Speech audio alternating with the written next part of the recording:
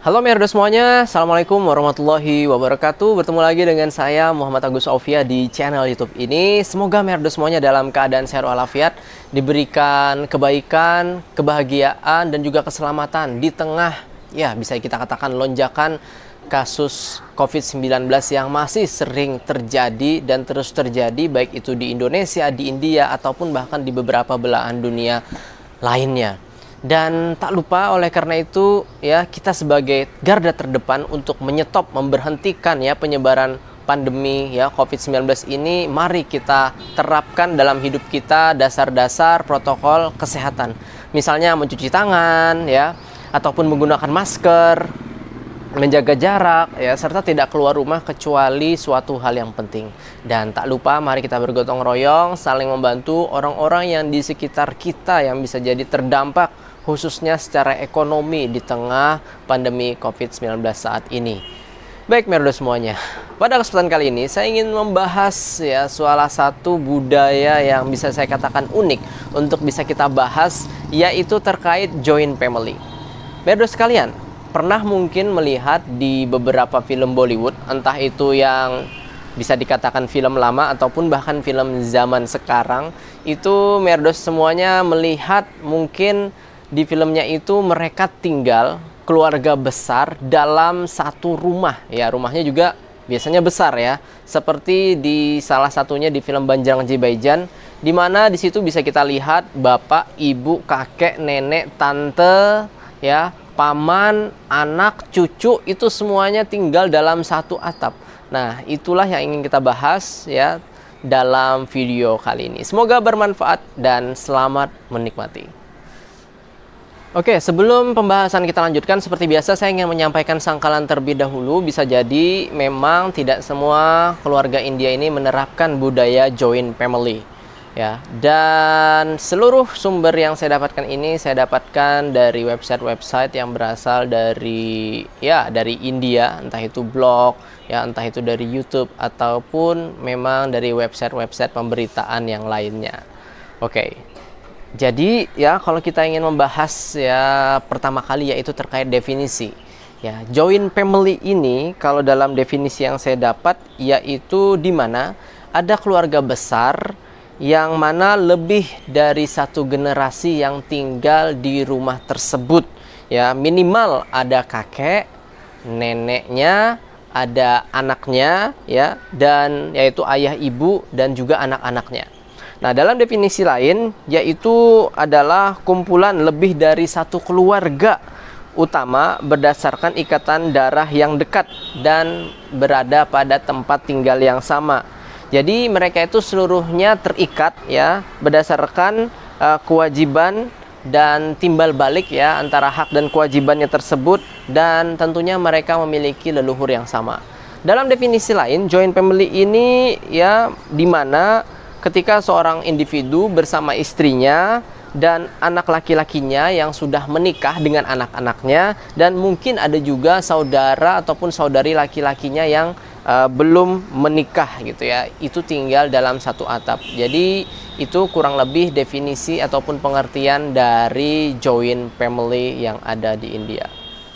Baik Merdos, jadi memang joint family ini ada beberapa jenis ya. Saya mendapatkan dari salah satu seorang ahli, Gore namanya, menyatakan ada 3 jenis setidaknya joint family ini. Yang pertama yaitu filial joint family, yang mana itu ada orang tua dan putra mereka yang sudah menikah dengan keturunan mereka.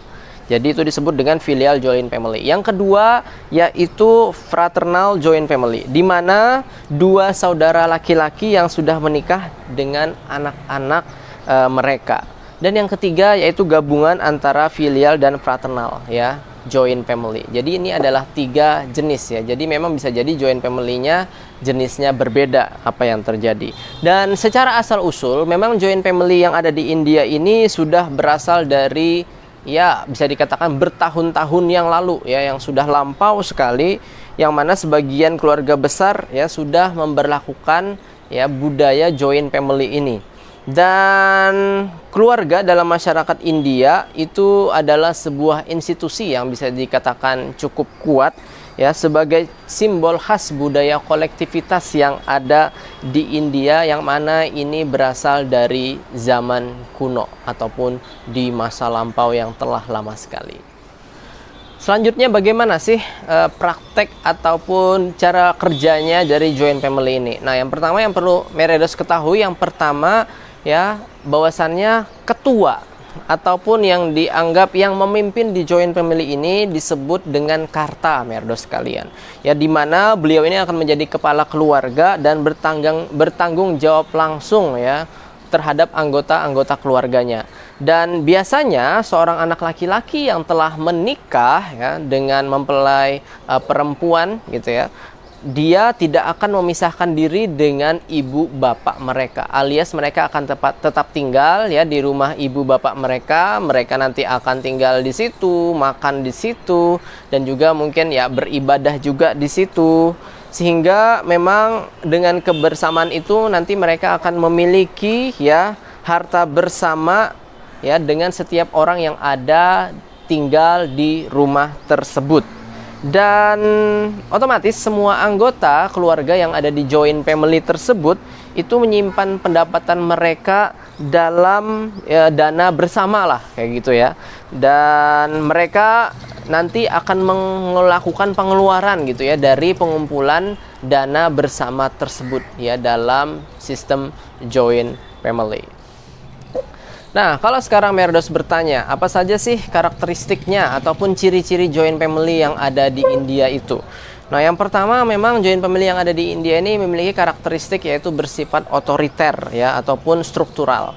Jadi di mana tadi yang saya sampaikan ya, ada seorang ketua ya, kepala rumah tangga ya yang disebut dengan Karta. Ini biasanya wajib laki-laki ya. Ini masih berhubungan erat dengan budaya patriarki, di mana laki-laki mendominasi ya dalam kehidupan ataupun urusan ya hidup sehari-hari di India. Jadi beliaulah yang memiliki kekuasaan absolut ya dalam setiap keputusan yang ada di tengah keluarga. Nah, karakteristik yang selanjutnya yaitu setiap anggota ditentukan oleh usia dan juga hubungannya. Jadi semakin senior gitu ya, ataupun semakin tua anggota tersebut itu akan semakin dihormati gitu ya. Jadi kakek otomatis akan lebih dihormati ya, bapak juga akan lebih dihormati daripada anaknya. Dan yang paling penting juga semakin tinggi generasinya, otomatis itu akan semakin dihormati. Dan bagaimana Mas Agus kalau seorang perempuan ya, ini kembali lagi ke patriarki ya, yang jelas laki-laki nanti akan lebih memiliki posisi yang lebih istilahnya dihormati. Kalau perempuan itu nanti tergantung dari status suaminya, apakah suaminya itu dari generasi yang pertama, kedua gitu ya, ataukah apakah dia kakak ataukah dia adik gitu ya. Nah, itu akan ditentukan nanti tergantung dari status dari suaminya itu sendiri. Karakteristik yang selanjutnya ya, mereka memiliki tanggung jawab bersama gitu ya. Jadi di joint family ini contoh ya, ketika kepala keluarga ataupun Karta ini memiliki anak perempuan ya, ataupun salah satu anggotanya itu ada perempuan dan ingin menikah ya, ketika si bapak ataupun si Karta ini meminjam uang di bank, otomatis nanti akan menanggung uang pinjaman tersebut tidak hanya si Kartanya ini, tapi juga anak laki-laki ataupun keluarga laki-laki yang ada di joint family tersebut untuk membayarnya. Dan karakteristik yang selanjutnya yaitu keluarganya ini ya tentu saja memiliki ukuran yang besar ya. Sebab biasanya joint family ini memiliki generasi sekitar 3 ataupun 4 generasi yang tinggal di rumah tersebut. Jadi ada bapak itu punya bapak lagi, kita sebut sebagai kakek, udah 2 generasi. Nanti si bapak ini juga punya anak, udah ada 3 generasi. Nah, anak ini mungkin ya selain juga cucu, bisa jadi nanti ada cicitnya gitu ya. Ataupun bapak dari kakeknya itu sendiri mungkin juga masih hidup ataupun tinggal ya, bisa jadi ya sampai 4 generasi. Ya, jadi memang keluarganya ini sangat besar sekali gitu ya. Dan mereka itu memiliki properti bersama, merdo sekalian, secara karakteristik. Ya, baik itu properti yang tidak bergerak ataupun yang bergerak, misalnya seperti rumah ataupun tanah, ya, dan beberapa hal yang lainnya. Yang mana tadi saya sampaikan pendapatan, ya, mereka kumpulkan. Nah, dari pendapatan yang dikumpulkan itulah nanti akan menjadi harta mereka bersama juga. Dan yang selanjutnya, ya tadi saya sampaikan gitu ya, mereka juga memiliki otomatis yaitu dapur bersama gitu ya. Jadi di dapur inilah nanti semua masakan itu dipersiapkan khususnya oleh pihak perempuan, ya. Dan juga mereka memiliki karakteristik memiliki tempat tinggal bersama, memiliki tempat ibadah bersama, khususnya misalnya beragama Hindu, ya, otomatis mereka memiliki tempat penyembahan dewa bersama, ya, hak kewajiban yang juga sama. Dan yang pastinya mereka juga memiliki karakteristik yaitu memiliki, ya, ikatan darah yang sama. Jadi memang sulit dibayangkan kalau mereka tidak memiliki ikatan darah yang sama gitu ya untuk tinggal di dalam rumah tersebut. Jadi joint family ini juga memiliki fungsi, merdo sekalian, ya. Nah, fungsi yang pertama yaitu secara ekonomi, ya. Otomatis, ya, dengan adanya joint family ini akan menjamin dari segi sandang, pangan, dan papan, ya, yaitu tempat tinggal, makanan, dan juga pakaian bagi para anggotanya. Ya, sebab ya seluruh anggotanya itu berkooperasi ataupun bekerja sama, ya, untuk bisa menemukan ataupun mendapatkan pendapatan, ya, untuk menghidupi keluarga ataupun joint family yang ada di India ataupun dalam sistem ini. Dan fungsi yang selanjutnya yaitu fungsi perlindungan. Wow, menarik ini. Jadi perlindungan di sini yaitu tentunya ini melindungi anggota keluarga, khususnya mereka yang bisa dikatakan lemah, ya. Mulai dari orang tua yang bisa dikatakan mulai melemah secara fisik gitu, ya. Ataupun mungkin ada juga anggota keluarga yang perempuan, ya, yang bisa kita lindungi.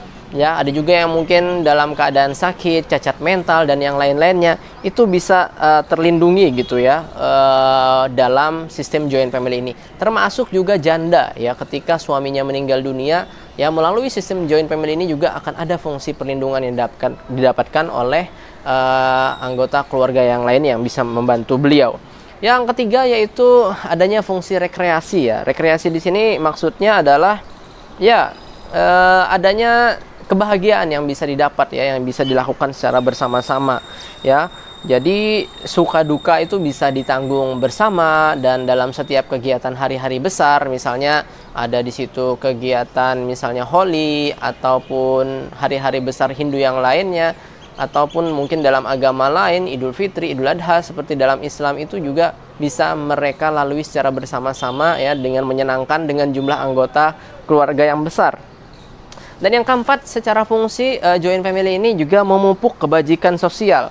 Sebab kalau kita tinggal bersama-sama, ya, dengan hierarki kekeluargaan yang ada, ya, dan interaksi yang ada, itu akan memupuk, ya, rasa pengorbanan, cinta, kasih sayang, kerjasama, saling membantu, dan menurunkan sifat egoisme kita. Jadi dari bimbingan asuhan dari para tetua gitu, ya, ataupun orang yang lebih tua, ya, generasi yang lebih tua itulah, ya, akhirnya ada yang bisa melakukan yang namanya kebajikan sosial ini ataupun kebaikan sosial ini, yang mana, ya, tidak melanggar norma-norma yang sudah diterapkan di masa lalu, khususnya dalam budaya India. Nah, nilai-nilai sosial inilah yang dipelajari, ya, yang bisa dipelajari dalam sistem joint family ini. Nah, yang selanjutnya yaitu fungsinya yaitu fungsi sosialisme. Nah, fungsi sosialisme ini yaitu, ya, segala prinsip yang sosialistik, ya, ini bisa ditemukan di joint family ini, di mana masing-masing sesuai dengan kemampuannya, ya, itu akan mendapatkan juga sesuai dengan apa yang mereka butuhkan. Jadi ada hak dan kewajiban yang dilakukan sama-sama, yang nanti akan juga didistribusikan, ya. Mereka memiliki kewajiban tapi juga memiliki hak yang mana ini dilakukan secara bersama-sama. Yang keenam, ini juga memiliki fungsi kontrol sosial, ya. Jadi kontrol sosial yang dimaksud di sini yaitu ketika ada anggota keluarga yang menyimpang, maka, ya, dari anggota keluarga lain, khususnya mungkin yang para tetua, itu bisa untuk mengingatkan, mengawasi, dan bahkan bisa untuk meluruskan dari penyimpangan-penyimpangan sosial yang ada di tengah keluarga mereka ya. Oke. Dan yang ketujuh ya, fungsi dari joint family ini juga bisa menjadi badan sosial ya. Badan sosialisasi maksudnya. Jadi ketika ya ada seorang anak gitu ya, yang mana anak ini ketika dia semakin banyak bersosialisasi dengan pamannya, bibinya, kakeknya, neneknya, tidak terbatas hanya bapak ibunya atau bahkan anak-anak dari pamannya ataupun bibinya yang lain, itu akan mempercepat ya proses interaksi sosial yang dilakukan ya dengan jumlah orang yang lebih banyak ya, sehingga tidak akan gagap ya secara sosial ya, alias dia mau berinteraksi dengan orang banyak, tidak ada rasa malu, sungkan ataupun yang lain-lainnya. Oke. Jadi ini adalah ya fungsi dari joint family yang ada di India itu sendiri. Baik periode sekalian ya, di tengah era globalisasi ini ya, di mana kehidupan manusia semakin kompleks ya, kita mungkin semakin mengarah ke kehidupan yang lebih individualis, mengarah lebih ke kehidupan yang lebih ke nuclear family ataupun ke keluarga yang lebih kecil daripada joint family, dimana kalau nuclear family itu kan hanya ada suami, istri, dan mungkin 1-2 anaknya saja gitu ya. Dan ditambah lagi mungkin ya dengan era zaman sekarang kita sudah memikirkan sesuatu itu lebih jauh kita persiapkan, entah itu pernikahan anak, pendidikan anak, kalau kita sakit nanti gimana gitu ya, bahkan nanti pensiun kita nanti gimana gitu ya, pemasukan kita.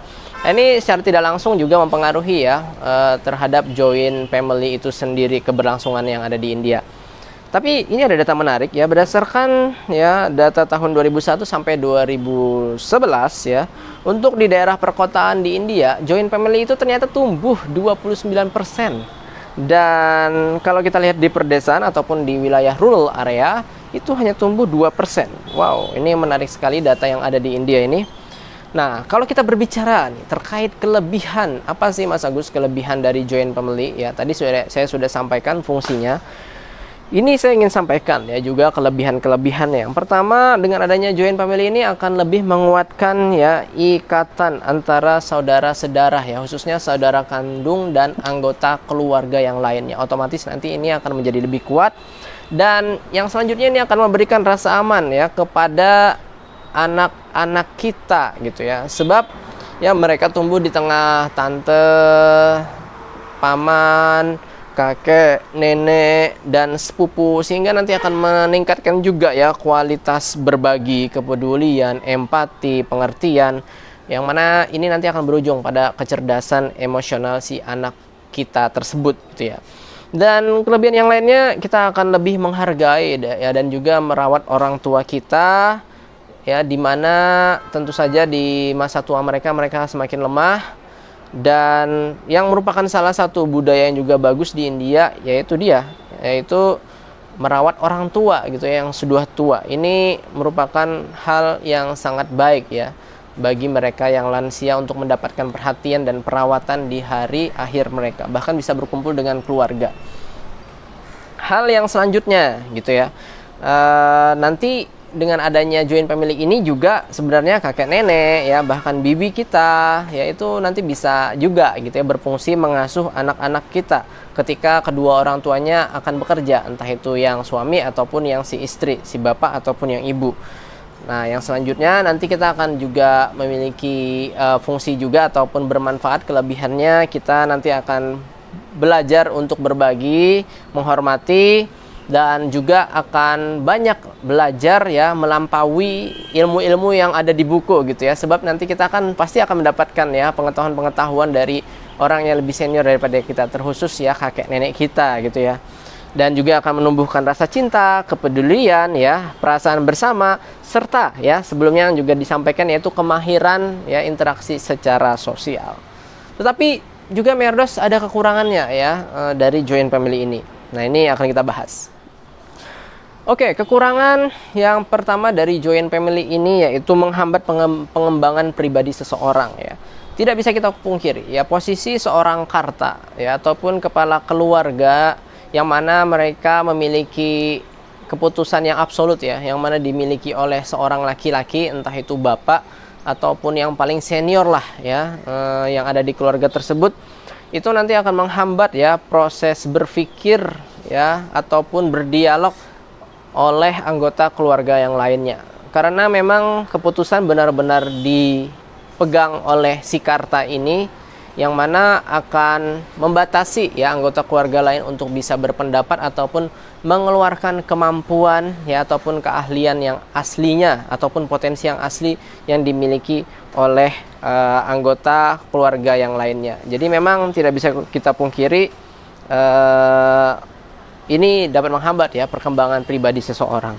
Yang kedua, ini saya dapat nih, ini enggak mungkin bisa jadi benar ya, ini mendorong tingkat kelahiran.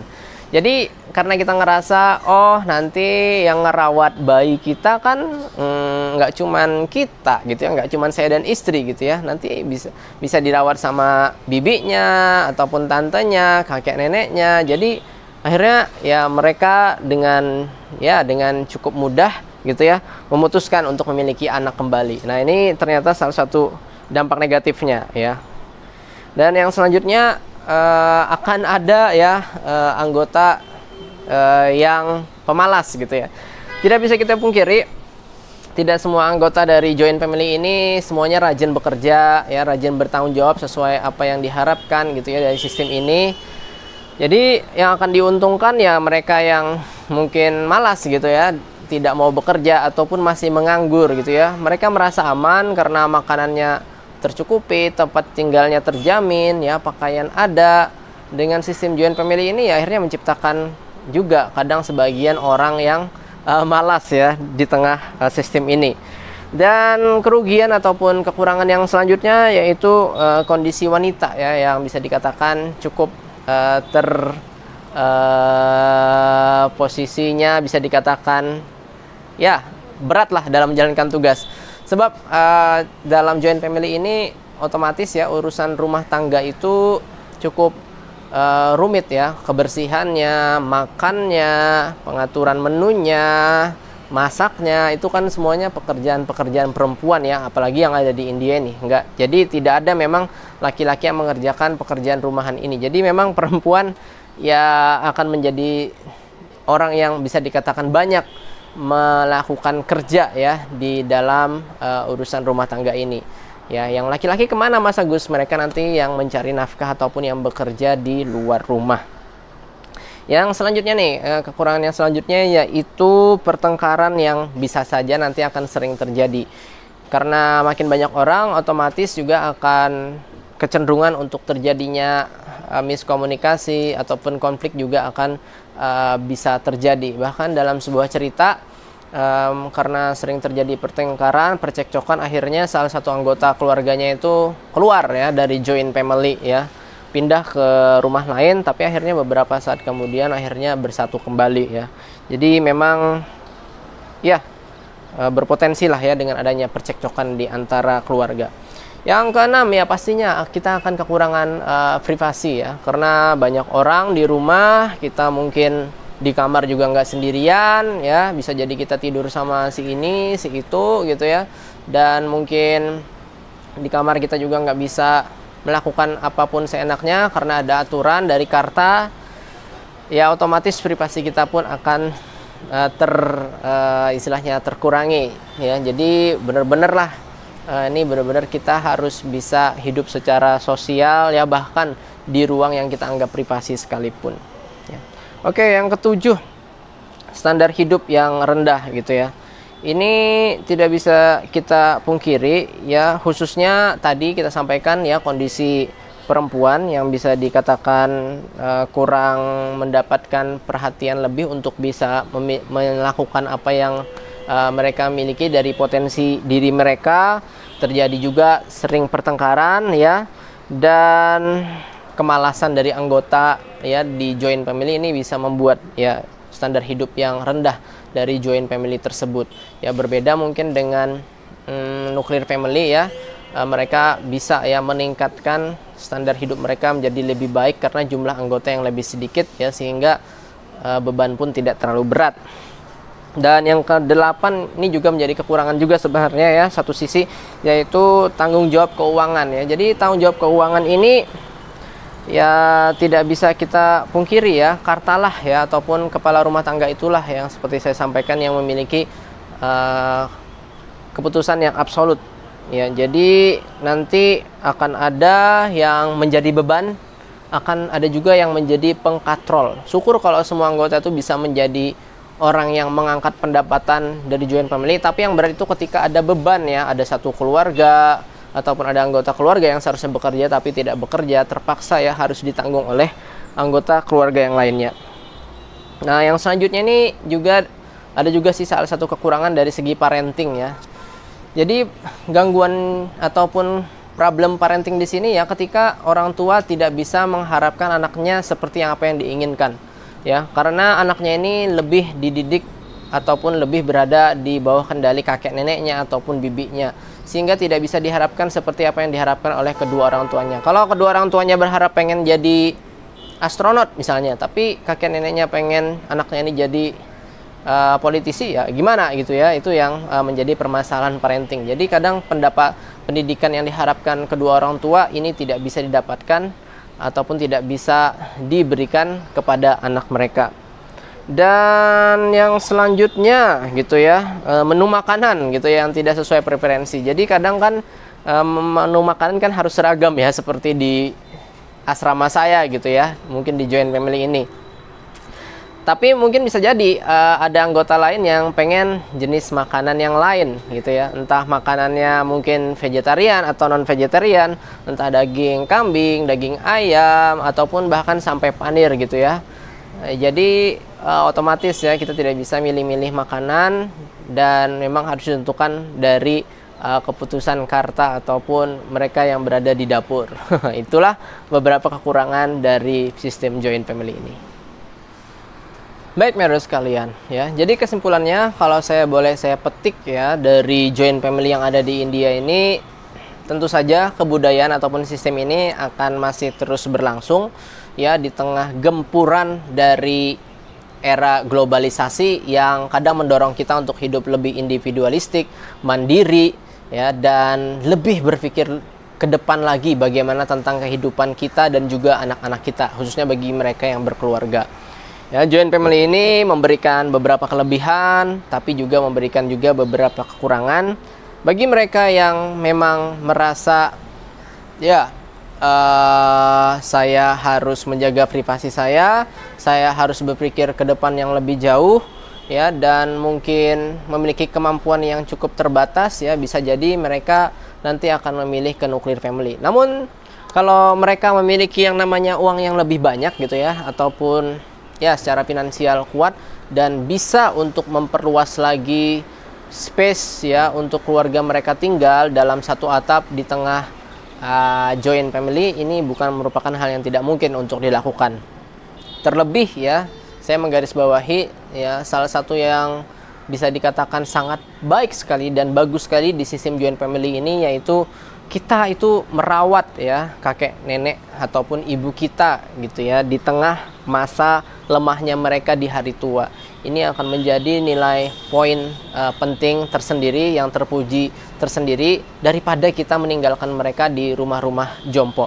Dan hal yang lain yang saya anggap juga positif, yaitu anak-anak ini nanti mereka akan mendapatkan figur ya yang bagus ya dalam menekankan nilai-nilai kebudayaan, nilai-nilai norma dari orang tua kepada anak-anaknya melalui joint family ini ya, sehingga budaya yang ada di India ini tidak mudah untuk tergerus oleh ya kuatnya dorongan dari globalisasi.